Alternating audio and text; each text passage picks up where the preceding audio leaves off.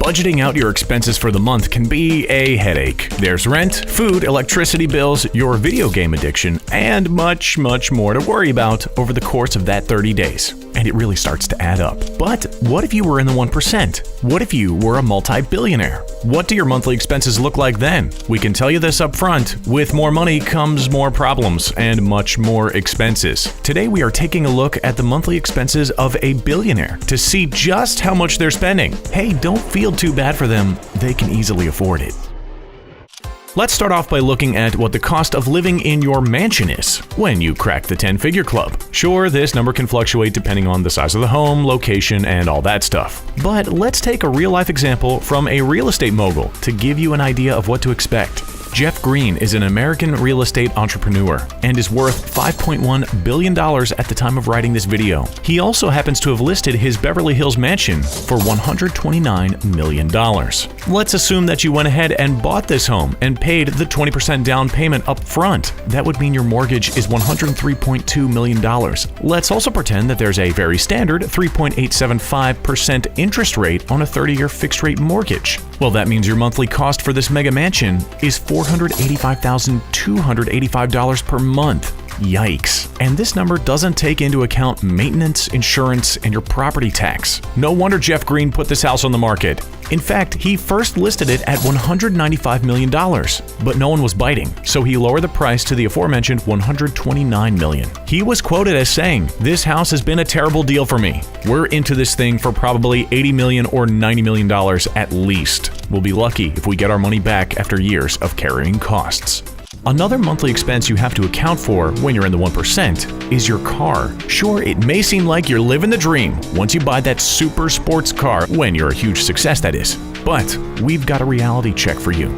There's much more to consider than that initial price tag. Elon Musk is the perfect example for this, as he splurged on a McLaren F1 after he sold PayPal. This was in 1999, and at the time, his shiny new ride cost him $1 million. But the buck doesn't stop there. Sports cars are temperamental machines. They need their tires changed frequently, usually every 2,500 miles, and costs for this can easily crack $33,000. When you factor in insurance, taxes, service, and anything else you may need to keep your car looking its best, expect that $150,000 of your hard-earned money will go straight into your car every year. That's $12,330 per month, folks. Yikes. But in Elon's case, he seems to have gotten over driving top-of-the-line sports cars, especially if they aren't a Tesla. This may be due to the fact that he crashed his McLaren F1, which he had been using daily. To quote Elon, "I had it for several years, and I put 11,000 miles on it, and I drove it from LA to San Francisco.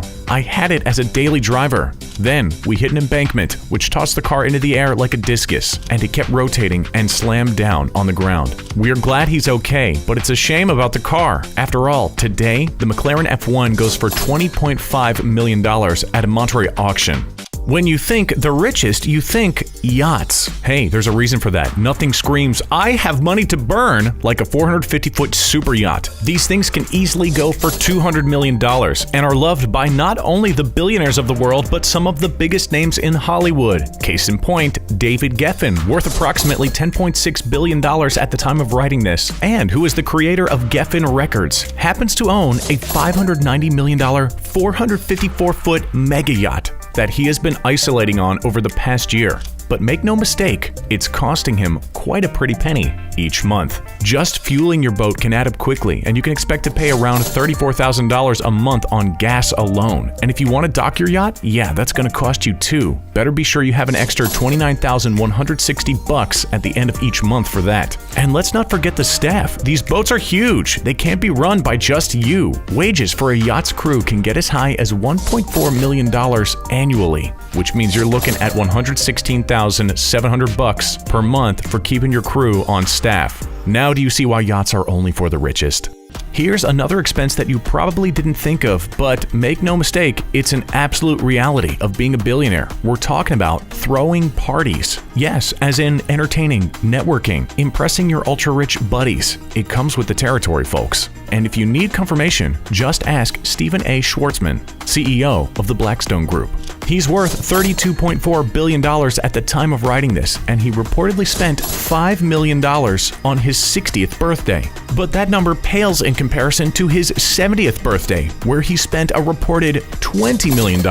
As you can see, the sky's the limit for parties when you got $1 billion in the bank. So for the purpose of our little thought experiment on the monthly cost of entertainment, let's pretend that the average billionaire throws 3 parties a year and spends $10 million per party. We can agree that's a pretty conservative number. That would come to $2,465,730 per month just on boogieing down with your buddies. Geez, it must be nice to be rich.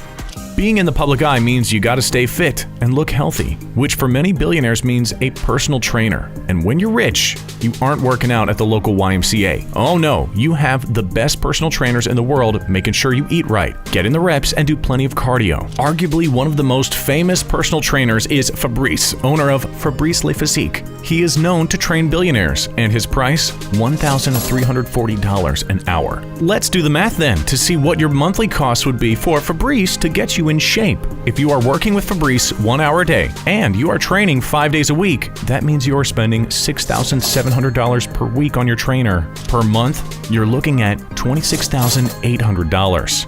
You got kids? Well, if you're a billionaire, someone's gonna have to look after them while you're off billionairing around. And when you're looking at the top-end nanny's cost for hire, you're looking at thousands and thousands of dollars per month. Case in point, just a few years ago, a posting went up on a childcare website where a family was looking for a full-time nanny for their 4 kids. The qualifications? They wanted someone who could work 6 days a week, 7 a.m. to 8 p.m., could travel internationally up to 3 times a week, be trained in martial arts, had a degree in child psychology, and had 15 years nannying experience. They were offering $129,000 salary and full use of the family Porsche, Range Rover, and Maserati. What does that cost to look like monthly?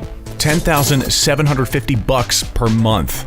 We've got one last expense for you guys, and it's personal security. As you can imagine, when you're in the public eye as much as some of these billionaires, you're gonna need some extra protection. Mark Zuckerberg, worth $128 billion at the time of writing this, had Facebook pay for extra security in 2017, and it came to $7.3 million.